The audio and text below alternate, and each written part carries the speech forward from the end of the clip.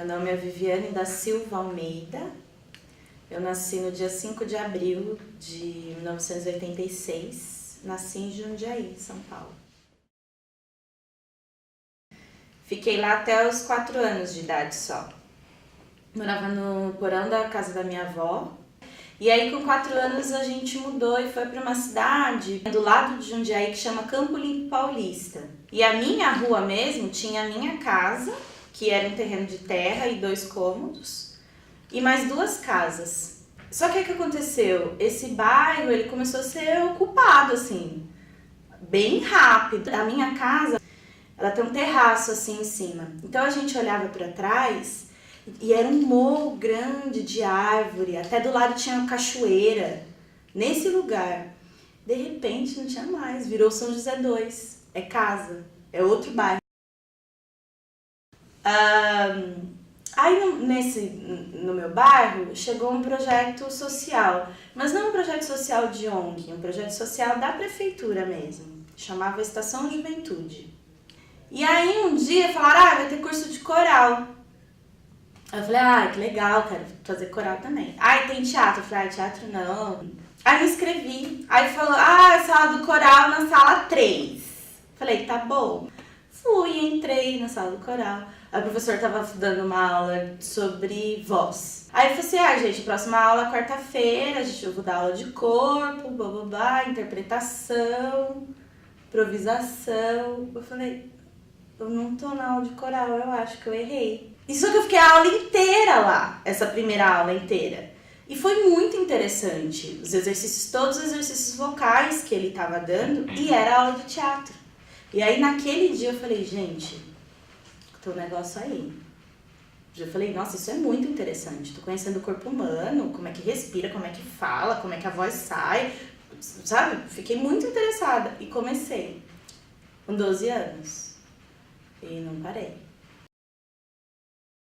Sempre acreditei muito naquilo, mas eu comecei muito nova, então eu não tive um planejamento, sabe? Agora com 18 anos eu vou fazer faculdade, e aí vou minha carreira. Não tinha isso, eu fui fazendo.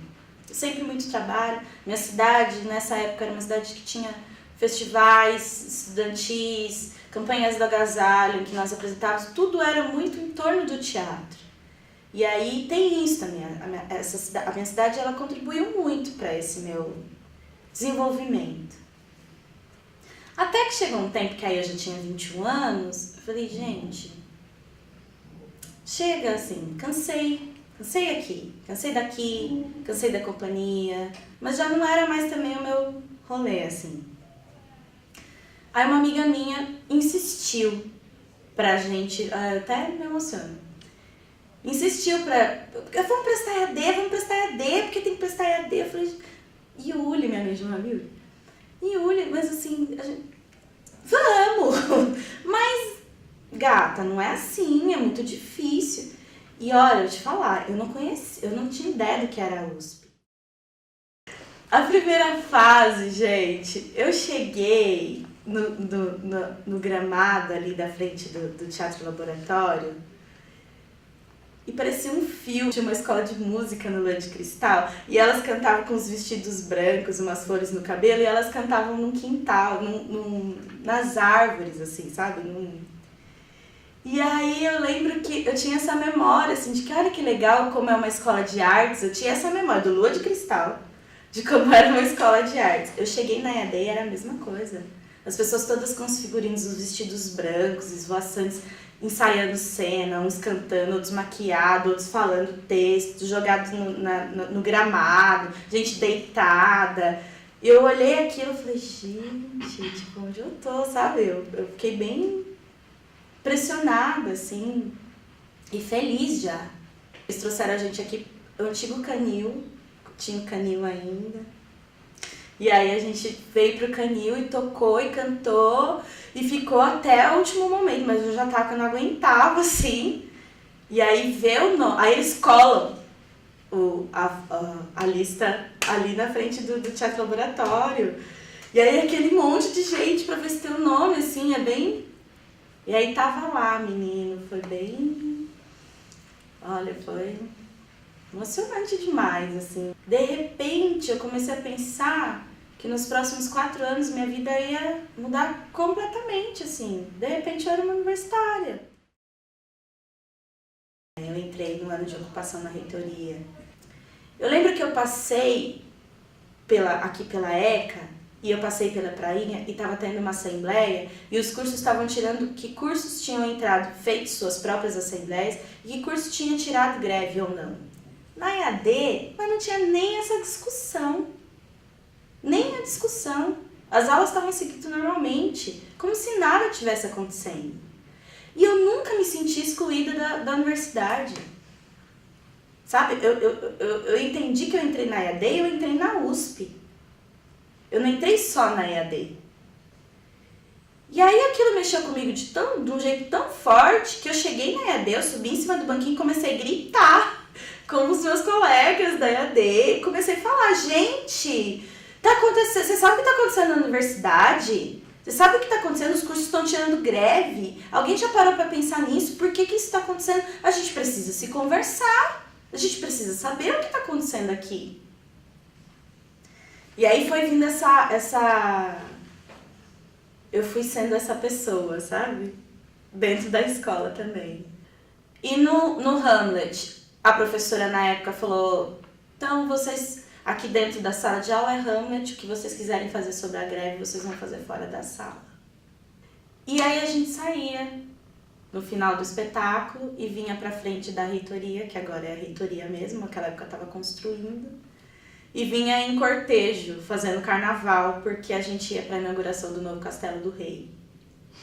E aí a gente parava na frente da reitoria e os reis, né, que o rei e a rainha que faziam no espetáculo, chegavam de carro, buzinando, estourando champanhe, estourando coisa, e a gente fazia uma grande festa na frente da reitoria, falando que era o Castelo do Rei, aí a gente cobria a placa que tinha o orçamento e falando que era a nova reitoria, e aí a gente descobria aquilo durante a performance e falava, ó, aqui está o novo Castelo do Rei, e a gente lia uma carta.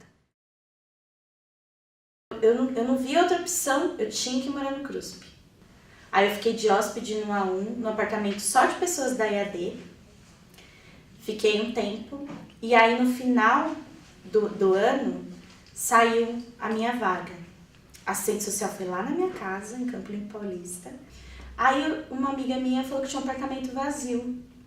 Me deu a chave, ela tinha saído desse apartamento, entregou para essa minha amiga a chave. A gente entrou, eu fui toda feliz no COSES, consegui a vaga. E ela falou, mas você não pode entrar, porque esse apartamento está vazio, ele tem que ir para sorteio. Eu falei, mas meu Deus, eu já não fui sorteada? Eu achei o apartamento vazio, você não pode entrar. Eu falei, mas eu vou ficar. E fiquei, e ocupei, né? É difícil. Passei fome no CRUSP. Passei bastante fome. Já tive amigo aparecer em casa com coisa de compra, assim, sabe? Porque era muito difícil. Não foi fácil essa formação. Porque também a escola de arte dramática forma o artista. O ator completo, aquele que dança, canta, faz pirueta. Não só nesse sentido, mas de estudo mesmo da arte, né? Me entender como artista. E aí me entender como artista me fazia me entender também no mundo em que eu estava. E qual era o meu campo de atuação dentro desse mundo. E que vem do viés da arte mesmo. Desse entendimento plural da arte. E entendendo, e aí para entender isso, eu tinha que entender quem eu era. E aí é isso que eu digo, de onde eu vim. Tudo era resposta. Tudo era resposta. Onde eu estou é resposta de onde eu vim. E aí, afirmações, né? Todas as afirmações que eu tinha que fazer para conseguir ter um campo de atuação dentro daquilo que eu queria. Para que eu tivesse voz, eu tinha que primeiro me afirmar. E aí é onde eu comecei mesmo a me entender mulher, me entender negra, demorou um tempo. Meus pais não são negros, né? Eu tenho avós negros. E os meus pais são muito mais claros do que eu. Então, eu fui me entender negra quando eu entrei nesse projeto social, que eu tinha amigos negros e que aí me chamavam de neguinha. Eu falei, acho que eu sou negra. Sabe assim, uma coisa, acho que eu sou... Como é que é? É mesmo. Olha, precisaram me falar que eu era negra, né? Pra eu olhar pra minha pele, pra eu olhar pro meu cabelo, pra eu olhar pra minha história, pra eu ver quem eram os meus parentes, quem eram os meus ancestrais, quem tava na minha família que tinha essa cultura. Da USP pra frente, eu comecei a perceber que tipo de afirmação que eu precisava fazer. Eu lembro quando eu trabalhei na Bienal de Artes, eu fazia uma visita que era sobre invisibilidade social. E aí eu perguntava quem vocês acham? O que vocês acham que é invisibilidade social? Quem são os invisíveis da nossa sociedade? Eu sou mulher, eu sou negra, eu sou gorda, eu sou artista, eu sou pobre, eu sou professora e mais um que eu não lembro.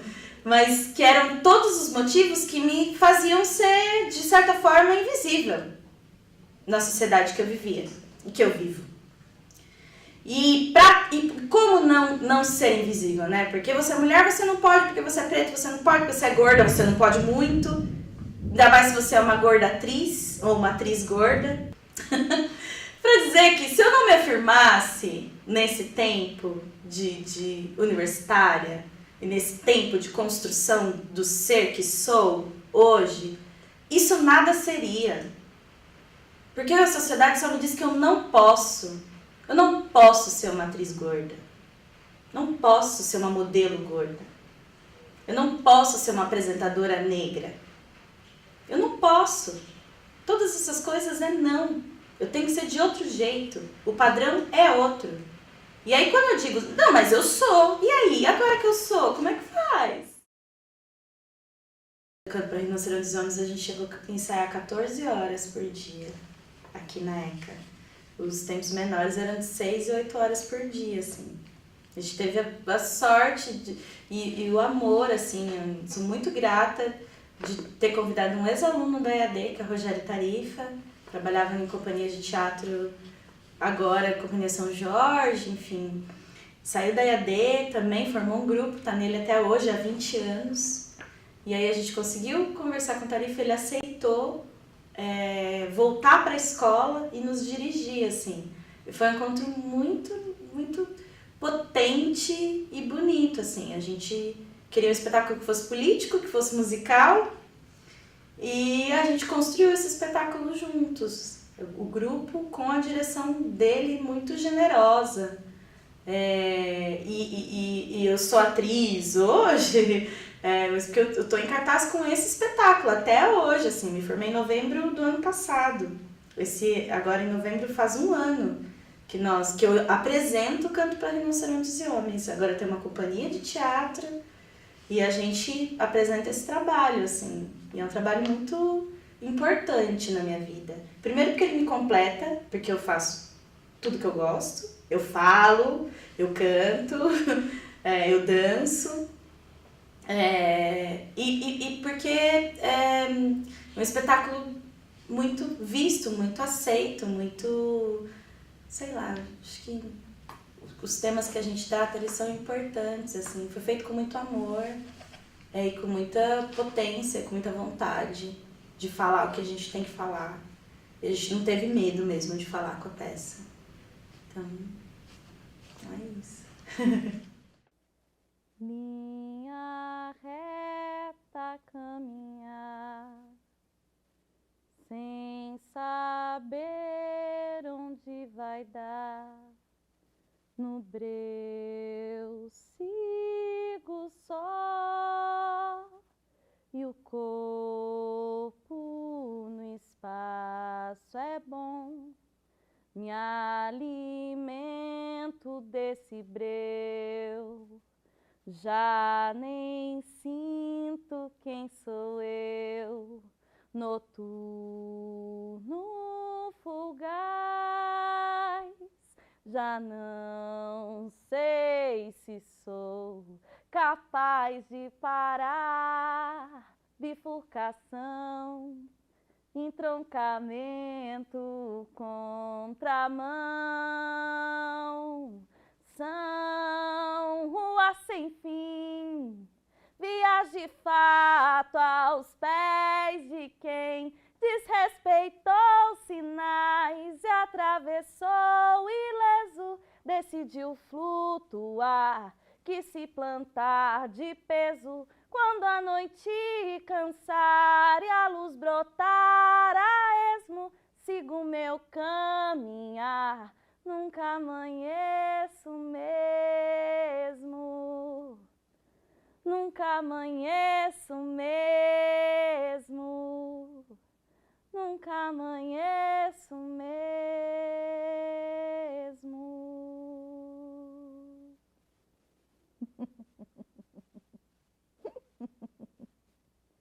É isso.